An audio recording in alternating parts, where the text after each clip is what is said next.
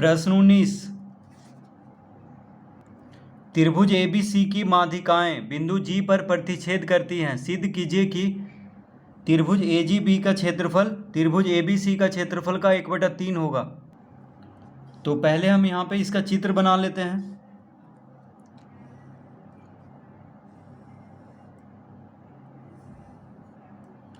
तो त्रिभुज ABC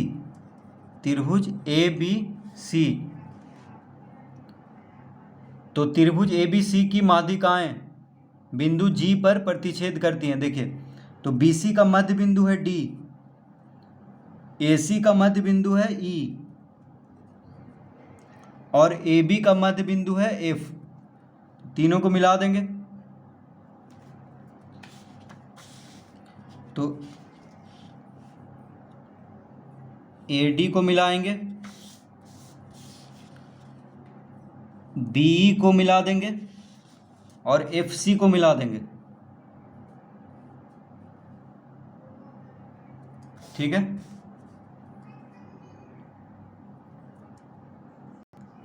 तो तीनों माध्यिकाएं बिंदु G पर प्रतिच्छेद करती हैं। देखिए, यहाँ पे बिंदु G है। ठीक है।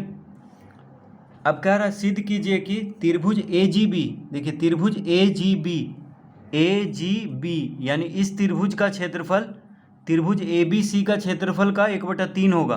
तो त्रिभुज ABC हो गया ये पूरा त्रिभुज बड़ा वाला, और त्रिभुज AGB यहाँ पे है। देखिए, तो त्रिभुज AGB का जो क्षेत्रफल होगा त्रिभुज ABC का क्षेत्रफल का 1/3 होगा। तो हम लिखेंगे यहाँ पे, चूँकि AD त्रिभुज ABC की माध्यिका है,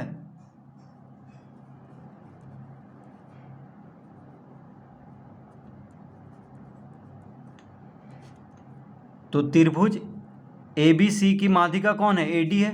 देखिए AD क्या है? तो AD जो है त्रिभुज ABC की माध्यिका है। अतः त्रिभुज ABD का क्षेत्रफल बराबर होगा त्रिभुज ACD। तो त्रिभुज ABD का क्षेत्रफल और त्रिभुज ACD का क्षेत्रफल बराबर होगा।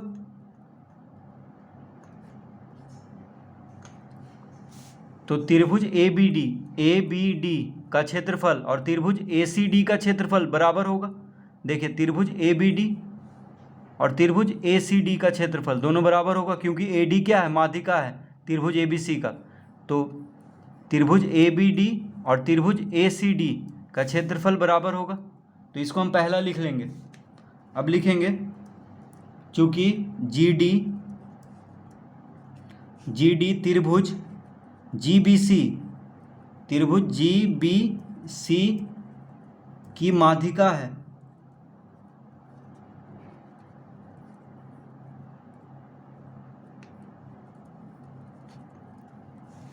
अतः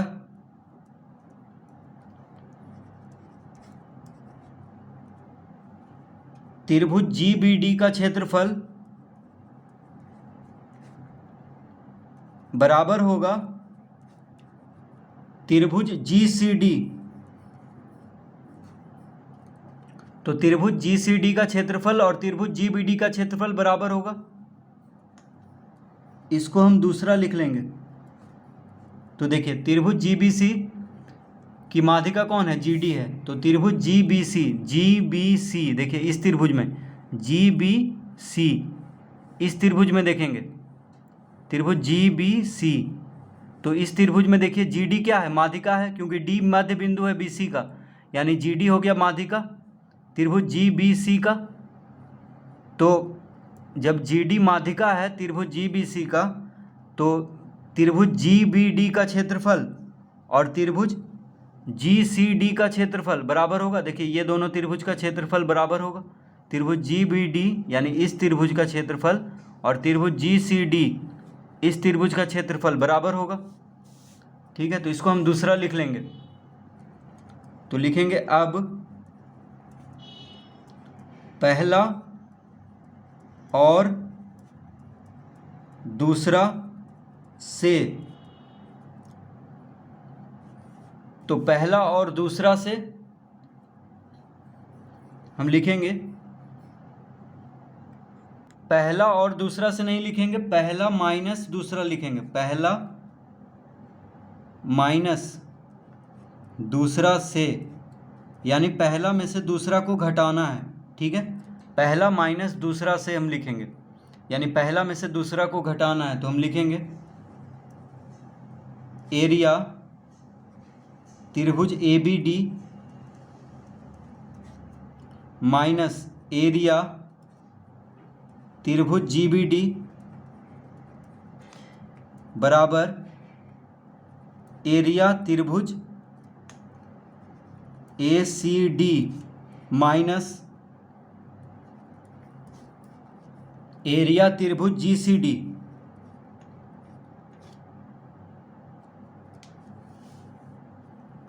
तो पहला और दूसरा से क्या हो जाएगा, देखिए पहला में से दूसरा को घटाए हैं, यानी त्रिभुज ABD का क्षेत्रफल में से त्रिभुज GBD का क्षेत्रफल घटा दिए। ठीक है, तो देखिए पहला में बराबर के बायां तरफ जो है और दूसरा में बराबर के बायां तरफ को घटा देंगे, यानी त्रिभुज ABD का क्षेत्रफल में से त्रिभुज GBD का क्षेत्रफल को घटाएंगे। फिर बराबर लिख करके त्रिभुज ACD का क्षेत्रफल में से त्रिभुज GCD का क्षेत्रफल को घटाएंगे। ठीक है, इस तरह हम लिख लेंगे यहाँ पे। तो देखिए त्रिभुज ABD, तो त्रिभुज ABD का क्षेत्रफल में से किसको घटाए हैं, त्रिभुज GBD का क्षेत्रफल। तो त्रिभुज ABD, इस त्रिभुज में देखिए त्रिभुज ABD में से, त्रिभुज ABD इस त्रिभुज में से त्रिभुज GBD का क्षेत्रफल को घटाएंगे तो क्या आ जाएगा, त्रिभुज AGB का क्षेत्रफल आ जाएगा। देखिए इस त्रिभुज में से, त्रिभुज ABD में से त्रिभुज GBD को घटाए हैं तो त्रिभुज ABG आ जाएगा, यानी AGB। ठीक है, उसी तरह त्रिभुज ACD में से त्रिभुज GCD को घटाएंगे, GCD को घटाएंगे तो क्या आ जाएगा, त्रिभुज AGC आ जाएगा। तो यहाँ पे लिख लेंगे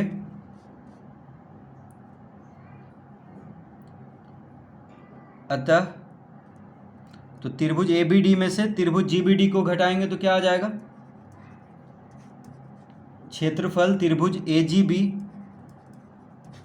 बराबर, अब त्रिभुज ACD में से त्रिभुज GCD का क्षेत्रफल को घटाएंगे तो आ जाएगा क्षेत्रफल त्रिभुज AGC। ठीक है, और इसको हम तीसरा लिख लेंगे, इसको हम तीसरा लिख लेंगे।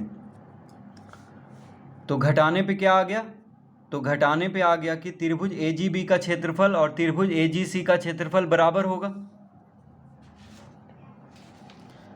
यानी त्रिभुज AGB, देखिए त्रिभुज AGB का क्षेत्रफल और त्रिभुज AGC का क्षेत्रफल बराबर होगा। देखिए त्रिभुज AGB इस त्रिभुज का और त्रिभुज AGC का क्षेत्रफल बराबर होगा। ठीक है, तो फिर से देख लेते हैं किसको हम घटाए थे। तो त्रिभुज ABD में से, देखिए इस त्रिभुज में से त्रिभुज GBD को घटाए थे तो क्या आ जाएगा, त्रिभुज AGB आएगा। उसी तरह त्रिभुज ADC यानी ACD से, त्रिभुज ACD से हम घटाए थे त्रिभुज GCD को तो क्या आएगा, त्रिभुज AGC आएगा। ठीक है, तो इस तरह लिख लेंगे। अब लिखेंगे इसी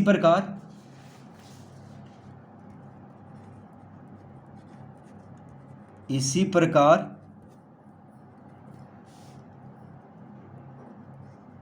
क्षेत्रफल त्रिभुज AGB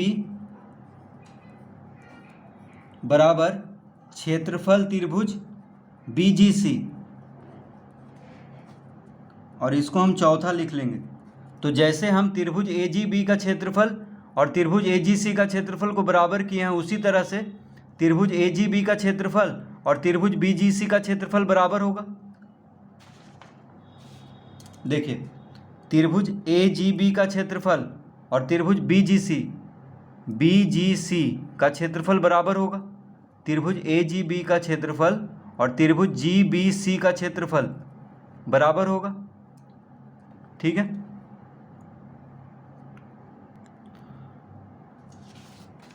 तो इसलिए हम यहाँ पे लिख लेंगे इसी प्रकार त्रिभुज AGB का क्षेत्रफल और त्रिभुज BGC का क्षेत्रफल बराबर होगा। क्योंकि यहाँ पे 3 माध्यिका है तो एक माध्यिका से हम प्रयोग करके त्रिभुज AGB और त्रिभुज AGC का क्षेत्रफल को बराबर किए थे, उसी तरह दूसरा माध्यिका का प्रयोग करके हम त्रिभुज AGB का क्षेत्रफल और त्रिभुज BGC का क्षेत्रफल को बराबर कर लेंगे। ठीक है, तो देखिए त्रिभुज AGB का क्षेत्रफल और त्रिभुज AGC का क्षेत्रफल बराबर है और त्रिभुज AGB का क्षेत्रफल त्रिभुज BGC का क्षेत्रफल बराबर है। तो देखिए AGB यहाँ दोनों जगह है तो यानी ये दोनों का क्षेत्रफल बराबर हो गया। तो लिखेंगे अतः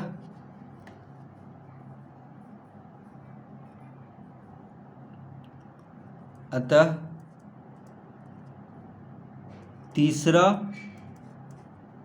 और चौथा से क्या हो जाएगा, एरिया त्रिभुज AGB बराबर एरिया त्रिभुज AGC बराबर एरिया त्रिभुज BGC। ठीक है, तो त्रिभुज AGC भी त्रिभुज AGB के क्षेत्रफल के बराबर है और त्रिभुज BGC भी त्रिभुज AGB के क्षेत्रफल के बराबर है, यानी तीनों त्रिभुज का क्षेत्रफल बराबर हो जाएगा। तो तीसरा और चौथा से हम क्या लिख लेंगे, त्रिभुज AGB का क्षेत्रफल त्रिभुज AGC का क्षेत्रफल और त्रिभुज BGC का क्षेत्रफल बराबर हो जाएगा।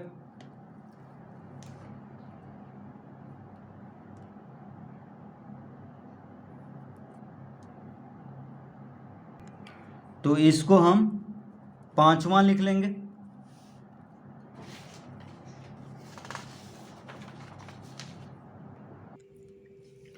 तो अब हम यहाँ पे लिखेंगे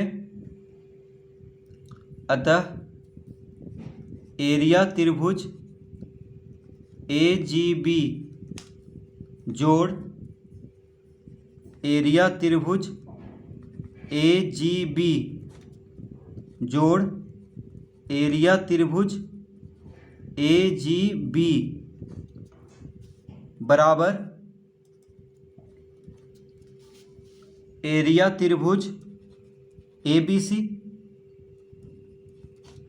तो देखिए त्रिभुज AGB का क्षेत्रफल त्रिभुज AGC का क्षेत्रफल और त्रिभुज BGC का क्षेत्रफल बराबर है। तो त्रिभुज AGB देखिए त्रिभुज AGB इस त्रिभुज को कहेंगे और त्रिभुज AGC इस त्रिभुज को कहेंगे AGC और त्रिभुज BGC, ये तीनों को अगर जोड़ दें तो त्रिभुज ABC का क्षेत्रफल के बराबर हो जाएगा।